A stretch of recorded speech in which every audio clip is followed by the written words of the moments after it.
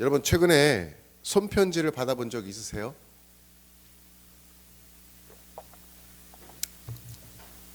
저는 최근에 받았습니다. 그것도 지난 주일날 저녁에 송구영신 예배를 딱 나왔는데 윤정 자매님이 저에게 손편지를 가지고 온 거예요. 목사님, 제가 목사님께 편지를 썼어요 라고 하면서 이렇게 저에게 주는 거예요.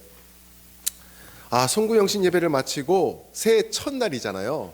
그 집에 가서 제가 편지를 딱 뜯어가지고 읽는데 얼마나 위로가 되고 제가 큰 힘을 얻었는지, 그래서 제가 그 이야기를 짧게 좀 읽어드리고자 합니다. T.O. 목사님 사모님 새해 복 많이 받으세요. 너무하게도 12월 근무표가 주일날을 하루도 양보를 안 해줘서 예배도 못 드리고 2024년이 되나 했는데, 아니 송구 영신 예배라니, 할렐루야. 사실 교회를 제대로 다녀본 적도 없어서 제 인생의 첫 송구 영신 예배예요.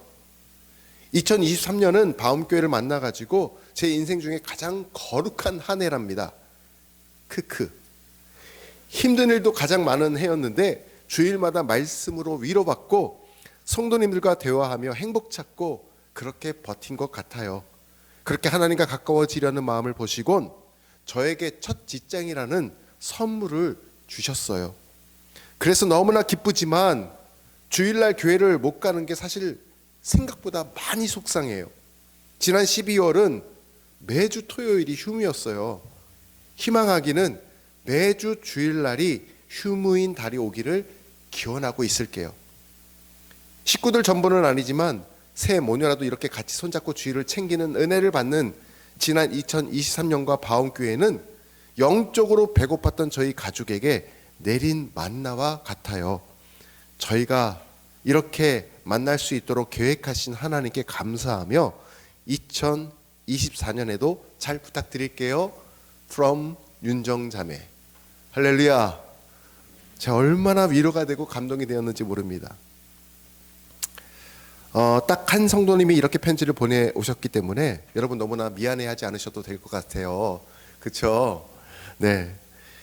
제가 왜 이렇게 처음에 편지를 읽어드리면서 오늘 첫 신년주일 설교를 시작하냐면, 오늘 우리가 읽은 야고보서는 편지이기 때문에 그렇습니다. 야고보서의 서신서. 야고보가 오늘 우리에게 이런 편지를 보냈다라고 한번 생각을 해보십시오. 야고보가 저와 여러분에게, 제가 윤정자매에게 이렇게 감동 어린 편지를 받은 것처럼 야고보가 지금 감동 어린 편지를 새해 첫 주일 저와 여러분에게 써서 보내온 것입니다. 오늘부터 야고보가 쓴 서신, 이 편지를 통해서 힘과 용기와 위로를 얻으실 것을 생각하니까 정말 야고보서가 저가 막 기대가 되고 설레어지는 거예요.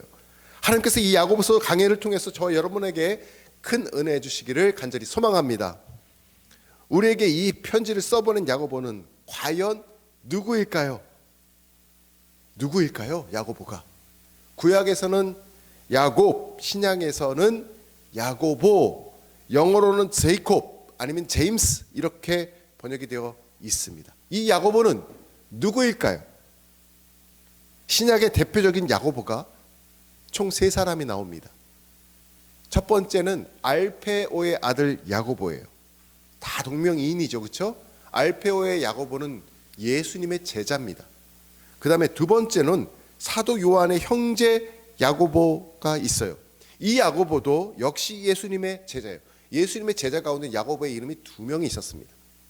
자, 그리고 세 번째가 바로 예수님의 친동생 야고보입니다. 우리에게 오늘 이 야고보서 편지를 보내는 사람, 이 3사람 중에 누구일까요? 바로 예수님의 친동생입니다. 예수님의 친동생이 야고보서 편지를 우리에게 지금 써서 보내주고 있는 거예요. 예수님에게는 동생들이 여럿 있었습니다. 몇 명 있었을까요? 성경에서 기록되어서 우리에게 힌트를 줍니다. 남자 동생은 최소한 4명이 있었어요. 그리고 여자 동생은 적어도 한 3명 이상 되었다라고 말씀해주고 있습니다. 일단 그 힌트가 어디에 나오느냐? 마가복음 6장 3절에 보십시오. 다음 넘겨주실까요? 마가복음 6장 3절 다 같이 한번 읽어보겠습니다. 마가복음 6장 3절 시작. 이 사람이 마리아의 아들 목수가 아니냐? 야고보와 요셉과 유다와 시몬의 형제가 아니냐? 그 누이들이 우리와 함께 여기 있지 아니하냐 하고 예수를 배척한지라. 자, 여기 보면 예수님의 형제들의 이름이 낱낱이 이력되고 있죠. 일단 남자 형제들, 남자 동생들이 4명이 나오죠. 그리고 그 밑에는 누이들이라고 표현돼서 복수로 표현되어 있습니다. 여자 동생들도 있었던 거죠. 예수님께서 공생애를 시작하기 전에도 어렸을 때 회당에 가셔서 6월절 절기 때라든지 가셔서 막 하나님의 말씀을 가르치시는 것을 보게 돼요. 그때 이제 사람들이 깜짝 놀래가지고 틀림없이 목수의 아들인데 마리아의 어머니가 여기 있고 형제들 그리고 예수님의 동생들 야고보, 요셉, 시몬, 유다가 여기 있고 그 누이들도 다 우리와 함께 있지 않냐? 이렇게 이야기하는 곳이 마가복음뿐만 아니라 마태복음에서도 13장에서도 언급을 되고 있습니다. 어찌됐든 가족 중에 한 사람이었던 야고보가 예수님의 친동생, 저기 첫 번째로 이름 기억되어 있는 야고보가 오늘 이 편지를 썼다는 것만큼 큰 의미가 있는 것이 어디에 있겠습니까? 예수님하고 같이 살고 있었던 그 친동생이 이 편지를 우리에게 써서 보내는 거예요. 예수님의 제자, 아까 알페오의 아들 야고보라든지 혹은 사도 요한의 동생 야고보라든지 예수님의 제자들은 3년 동안 예수님과 공생애를 같이 보냈거든요. 3년 동안 예수님과 먹고 자고 하면서 공생애를 하며 곁에서 예수님께서 했던 말들, 예수님의 어떤 성품들, 이런 것들을 적어서 보내줘도 엄청 크게 와 닿을 것 같은데 그게 아니라 예수님과 적어도 20년 이상 수십 년을 예수님과 함께 살면서 예수님의 동생인 야고보가 우리에게 예수님에 관해서 편지를 써서 보낸다. 이거는 엄청난 거죠. 비교할 수 없는 엄청난 것입니다. 저는 이런 야고보서의 편지를 보면서 이런 기대가 있어요. 예수님의 제자들이 쓴 서신서이나 혹은 그 복음서에서 예수님을 접하는 것도 굉장히 귀한 거지만 예수님하고 수없는 많은 세월들을 함께 자라가면서 봐왔던 야고보가 쓴 이 편지는 정말 우리가 기대를 가지고 설렘을 가지고 읽어야겠다, 이런 마음이 드는 거예요. 문제는 이 예수님하고 같이 자랐던 야고보가 실은 예수님을 어떻게 생각을 했을까요? 메시아로 인정을 했을까요? 안 했을까요? 메시아로 구원자로 믿었을까요? 믿지 않았을까요? 일단은 저기 마가복음 6장 3절에 보니까 예수를 어떻게 했대요? 형제들이 배척했다잖아요. 배척. 자, 요한복음 7장 5절에도 이렇게 말씀하고 있어요. 제가 읽어드릴게요. 요한복음 7장 5절에 이는 그 형제들까지도 예수를 믿지 아니함이로라. 예수님의 친동생인데 예수님을 믿었대요? 안 믿었대요? 안 믿었대요. 우리식으로 이야기하면 야고보라든지 아까 나왔던 시몬이라든지 형제들이, 자매들이 기독교인이 아니었다라는 거예요. 예수님의 친동생인데 예수님을 안 믿었다니까요. 그런데 우리는 잘 알고 있어요. 뭘 알고 있죠? 이 야고보가 어디에 등장을 하냐면 사도행전에 보면은 야고보가, 예수님의 친동생 야고보가 등장을 하는데 어떤 위치의 직급의 사람으로 등장하냐면, 여러분 예루살렘 교회가 최초로 교회가 설립이 되잖아요. 베드로가 막 성령의 불 받고 나가서 복음을 전한 다음에 예루살렘 사람들이 3,000명이 세례를 받고 교회가 세워지잖아요. 그게 예루살렘 교회잖아요. 그런데 그 교회의 최고 지도자, 지금으로 말하면 담임 목사가 누구냐면 12제자 중에 한 명도 아니고 사도도 아니고 바로 예수님의 동생 야고보가 최고 종교 지도자로 예루살렘 교회를 인도하고 있었어요. 지도하고 있었어요. 그게 사도행전에 나오게 됩니다. 초대교회 담임 목사 야고보. 아니 분명히 예수님을 배척했다고 했거든요. 그런데 훗날 보니까 이렇게 귀한 종교 지도자가 된 거예요.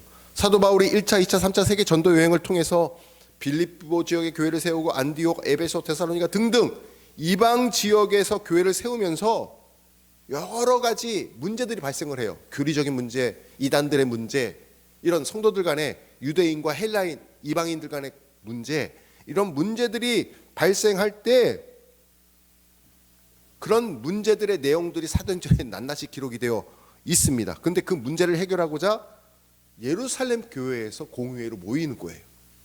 그 공회로 모였을 때 그 회의를 직접 인도했던 사람이 누구야? 예수님의 친동생 야고보가 그 모든 이방에 세워진 교회들의 문제를 해결하기 위해서 공회를 인도하게 되는 것입니다.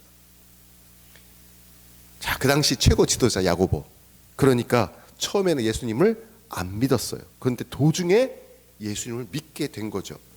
예수님의 친동생이 예루살렘 교회 담임 목사가 되었는데 그런 그가 저 여러분에게 편지를 쓴다. 어떤 감동이 밀려올까요? 야고보서에는 어떤 내용이 그러면 실려 있을까요? 야고보서의 이 편지를 묵상하면서 어떤 은혜가 저에게는 가장 먼저 눈에 띄었는가? 원래는 제가 1장 1절부터 4절을 넘어서 후반부까지 쭉 더 읽고 같이 첫 번째 주일 오늘 말씀을 나누려고 했는데 1장 1절에서 멈췄어요. 그냥 제가 더 나갈 수가 없었어요. 1장 1절만 가지고도 풍성한 은혜가 있더라고요. 첫 번째 어떤 은혜가 있는가? 그가 쓴 편지를 딱 볼 때 바로 이거예요.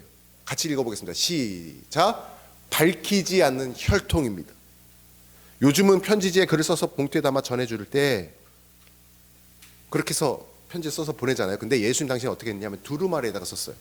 두루마리에다가 편지를 쓰고 돌돌돌 말린 다음에 그걸 어떻게 봉하냐면 뭐 풀이 있었겠어요. 뭐 스카치 테이프가 있었겠어요. 그때는 촛농을 떨어뜨렸어. 촛농을 떨어뜨려가지고 군데군데 떨어뜨려가지고 그게 딱 봉해져서 안 떨어지게. 자, 그럼 편지를 두루마리 편지를 내가 받았다면 일단 칼로 촛농을 긁어서 제거해야 돼. 그리고 나서 그걸 딱 펼쳐서 보면 제일 먼저 확인하는 게 뭐냐면 수신자. 누가 나한테 이걸 쓴 거지? 누가 나에게 이걸 쓴 거야? 수신자부터 확인을 하게 되어 있어요. 자, 그런데 발신자부터 확인하는 거죠. 발신자, 죄송해요. 발신자부터 확인을 하게 되는 거죠. 자, 그러고 나면 야고보서 1장 1절의 서두가 뭐냐면 이 편지의 발신자에 대해서 기록되어 있어요. 그게 당연한 거죠. 그게 예상이 되잖아요. 그럼 어떻게 예상이 되냐면 예수님의 친동생 야고보가 너희에게 편지하노니 이렇게 적혀 있을 것을 우리는 일반적으로 기대합니다. 당연한 거예요. 당연한 거예요. 그런데 예수님의 친동생이라는 말이 눈을 씻고 찾아봐도 야고보서 끝날 때까지 한 번도 언급이 되질 않습니다. 혈통에 대한 언급 자체가 나오지를 않아요. 왜 그랬을까요? 저 여기서 이제 질문이 드는 거예요. 왜? 저 같으면 내가 예수님의 친동생이야 라고 밝히면서 당당하게 내 말에 권위가 있어 라고 편지를 쓸 것 같은데 아예 그거에 대한 언급은 전혀 하지도 않고 편지가 시작이 되고 있는 것을 보게 됩니다. 목사의 아들 밝힐까요? 안 밝힐까요? 제가 목사님 아들이에요. 우리 민성이 민영이 잘 알 것 같은데 제가 그래서 최대한 부담을 안 주고 있어요. 저도 잘 밝히기를 꺼려했어요. 제가 중학교 1학년 되던 해부터 그렇게, 왜냐하면 제가 놀림을 한번 다 받아보니까 그게 저에게 상처가 되더라고요. 그래서 제가 어디 가서 잘 밝히질 않았어요. 그게 진짜 많은 세월이 지나고 나서 이게 이제 회복이 되더라고요. 의사의 아들은 자기 아버지가 의사란 말 잘 안 합니다. 왜냐하면 은연중에 이게 있어. 의사의 아들은 의사가 돼야 된다. 목사의 아들도 목사가 돼야 된다. 이것도 마찬가지죠. 자, 은연중에 이런 부담감이 있는 거예요. 부담이 커요. 부담이. 제가 2014년인가 지구촌교회 사역할 때 성탄절날 러버 크리스마스 축제 초청잔치를 했어요. 그래서 게스트를 누굴 모셨냐면 바이올리니스트 박지혜 씨를 아십니까 혹시? 바이올리니스트 박지혜 씨, 독일에서 나고 자라고 굉장히 실력 있는 바이올리니스트인데 와서 우리 그 교회 지구촌교회 와가지고 이제 연주를 하는데 원래 계획이 없었던 일이 벌어졌어. 그게 뭐냐면 갑자기 자기가 친구 지인을 한 명 데려오겠다는 거야. 원래 처음에 그렇게 얘기가 안 됐었는데 갑자기 누구 한 명을 데려오는데 그 사람과 자기가 협연을 하겠다. 뭐 페이나 이런 거 전혀 신경 쓰지 마시라. 자기와 함께 이것을 곡 한 곡을 좀 했으면 좋겠다. 근데 그게 누구였냐면 저는 알았어요. 제가 그 담당자였기 때문에, 담당 목사였기 때문에. 저에게 와서 인사시키는 거예요. 오늘 아침에 한국에 도착했어요. 이 친구가 누구냐면 너무나 잘 아는 S그룹의 회장의 아들이에요. 그때가 이제 막 갓 20살 될 때였어요. 삼성 아니에요. 삼성 아니면 어딘지 알겠죠? S. 쟤 똑같이 생겼어요. 아버지랑. 근데 그 형제가 이제 순서가 돼가지고 딱 그 강단에 등단을 했죠. 한마디도 안 해. 그냥 미소만 잠깐 인사해. 그리고는 자기 순서 됐을 때 랩으로 바이올린과 협연을 하는 거예요. 사모님 기억나시죠? 그 형제가 끝나고 나서도 한마디도 안 하고 조용히 사라져요. 그리고 언제 갔는지도 모르게 혼자 사라졌어요. 왜 그랬을까요? 처음에는 몰랐어요. 나중에 갈 때 이제 알려줘서 이제 저에게 알려줘서 알았거든요. 아, 그렇구나. 근데 그럴 것 같아요. 다 모든 게 부담이. 재벌 2세라고 하면 얼마나 부담이 되겠어. 사람들의 시선 이런 것들이. 그러니까 밝히지 않는다라는 거죠. 목사의 자녀나 의사의 자녀나 재벌 2세나 어디 가서 괜히 아버지에게 뭐 누가 되고 괜히 또 뭐 구설수가 될까봐 밝히지 않는 거예요. 왜? 모두가 다 부담 때문에 그렇다 이거예요. 아, 그러면 야고보서에서 자기 형이 예수 그리스도라고 밝혀야 되는 게 당연할 것 같은데 그렇지 않은 이유가 부담 때문인가? 저는 이런 생각이 들었던 거예요. 왜 신분을 밝히지 않았을까요? 부담인가? 일단 첫 번째 퀘스천. 부담인가? 두 번째, 우리나라엔 어떤 찬스가 있어요? 어렵고 힘들 때. 아빠 찬스예요. 아빠 찬스. 저희 자녀들도 멀리 갔는데 차가 끊기면 보통 뭐 40분, 1시간 기다려야 될 때 전화해서 아빠 지금 어디 있어? 무조건 데리러 오라는 거야. 그리고 끊어버려. 어떻게 방법이 없어. 데리러 가야지. 우리 저기 이주연 성도님도 많이 경험을 하셨을 거예요. 엄마 찬스. 그렇죠? 참 어떻게 해요? 엄마 찬스. 아빠의 힘, 엄마의 백, 이 도움을 받는 걸 말하는 게 우리나라에는 아빠 찬스란 말, 엄마 찬스란 말이 있어요. 야고보가 스스로 예수님의 친동생이라고 말하는 순간 만왕의 왕이신 예수님 친형 찬스가 생기는 거예요. 이해가 되세요? 내가 예수의 친동생이다라고 말하는 순간 형 찬스. 아니, 형이 뭐야? 만왕의 왕 하나님의 찬스가 생겨 버리게 되는 거죠. 그렇게 자기가 얼마든지 의시되면서 자랑하면서 자기가 쓰는 편지의 권위를 높일 수가 있었어요. 그런데 야고보는 이 말을 전혀 사용하지 않고 1절을 시작합니다. 그 이유가 없었다라는 거예요. 아빠 찬스를 쓸 이유가 없었다라는 거예요.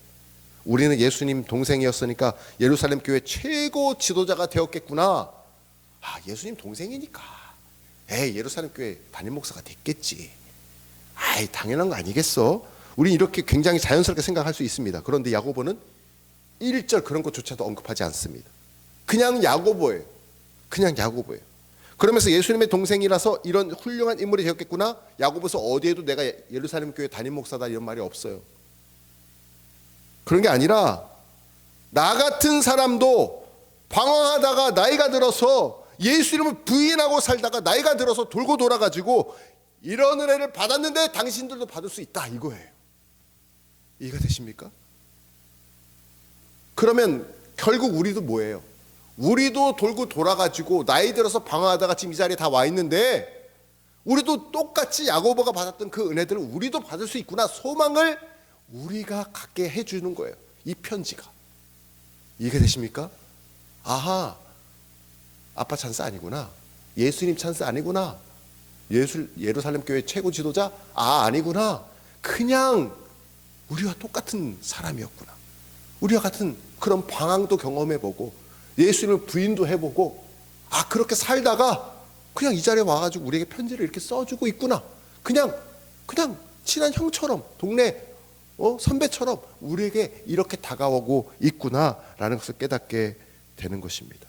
가족 특권 없었어요. 아빠 찬스 없었어요. 밝히지 않는 혈통이 첫 번째 특징이었어요. 이 편지. 자, 두 번째 특징이 뭐였냐면 다 같이 따라 얘기해보겠습니다. 시작. 그리스도의 종 야고보.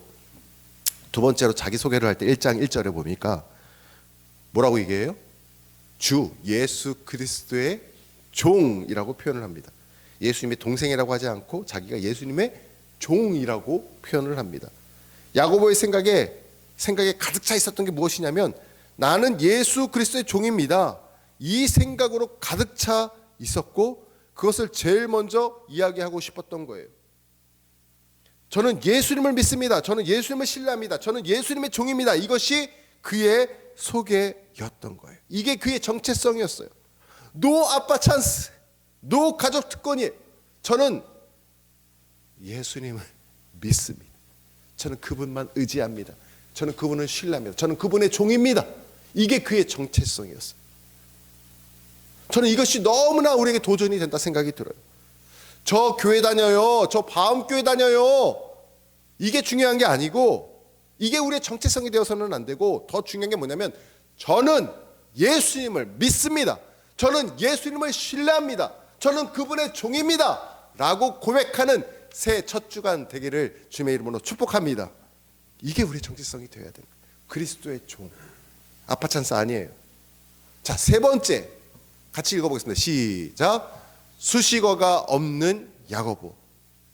자신의 이름 앞에 얼마든지 이런 형용사가 붙을 수 있어요. 의로운 야고보, 그렇죠? 훌륭한 야고보, 그렇죠? 정직한 야고보, 성실한 야고보, 이런 수식어가 붙을 수 있는 사람이었어요. 예루살렘 교회 최고 지도자니까.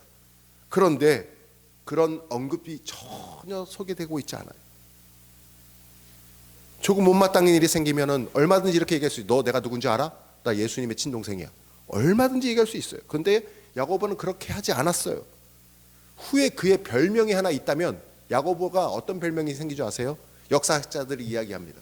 야고보는 낙타 무릎이에요. 낙타 무릎이 누구 예수님의 12제자 가운데 있었던 이름이 아니라 낙타 무릎이 예수님의 친동생 야고보에게 주어졌던 별명이에요. 왜 낙타 무릎이에요? 낙타의 무릎이 어떻게 생긴지 아시죠? 무릎이 막 이렇게 굳은 살로 이렇게 두꺼워져 있어요. 왜? 항상 무릎을 꿇고 그 무거운 무릎 앉아야 되잖아. 부자연스럽게 앉고 일어나잖아요. 그러니까 그 앉아있는 그 무릎, 그렇게 앉은 무릎 상태로 잠을 자잖아요. 그러다 보니까 낙타 무릎은 항상 무릎을 꿇고 있을 때 그 굳은 살 베긴 것 때문에 그렇게 두꺼워지는 거예요. 그래서 기독교인들이 야고보처럼 무릎 기도하는 자가 되라고. 야고보의 왜 얼마나 낙타 무릎처럼 야고보가 무릎을 꿇고 엎드려 하나님 앞에 기도했으면 그렇게 무릎이 되었겠냐 이거죠. 그래서 낙타 무릎이 된 거예요. 다른 수식어가 전혀 필요 없었던 사람 누구예요? 야고보였다. 밝히지 않는 혈통, 그리스도의 종, 그리고 수식어가 필요 없는 야고보. 그리고 끝으로 야고보가 누구에게 지금 편지를 쓰고 있습니까? 수신자가 누구예요? 흩어져 있는 12지파에게. 흩어져 있는 12지파예요. 어떤 이유인지는 몰라도 고향을 떠나온 사람들, 자녀 교육 때문이든 남편의 사업 때문이든 결혼 때문이든 부모님 때문이든 고향을 떠나서 온 흩어진 사람들을 위해 지금 야고보가 편지를 쓰고 있는 거예요. 다시 말하면 오늘 우리가 흩어진 사람들 아닙니까? 우리가 디아스포라 아니에요? 우리가 다 금천에서 왔고 목동에서 왔고 강남에서 왔고 구리에서도 왔고 의왕에서도 왔고 동해에서도 왔어요. 저마다 다 여러 가지 일들을 겪고 아픔을 가지고 이 자리에 모인 거예요. 그런 흩어져 있던 자들 한 자리로 모아놓고 하나님께서 야고보서를 통해서 우리에게 편지를 지금 보내어주고 계시다라는 거예요. 그래서 다음 주 야고보서 1장 2절부터의 말씀을 기대하시기 바랍니다. 기대하시기를 바라요. 제가 마지막으로 한 분 소개하고 야고보서 이제 첫 서론을 오늘 정리를 하고자 하는데, 여러분 미국에서 지금 제일 존경받는 대통령이 있어요. 근데 그분이 생존해 계세요. 그분이 누굴까요? 올해가 1924년생이시니까 딱 100세가 되셨어. 그분이 바로 지미 카터 대통령이에요. 이런 들어보셨죠? 지미 카터 대통령.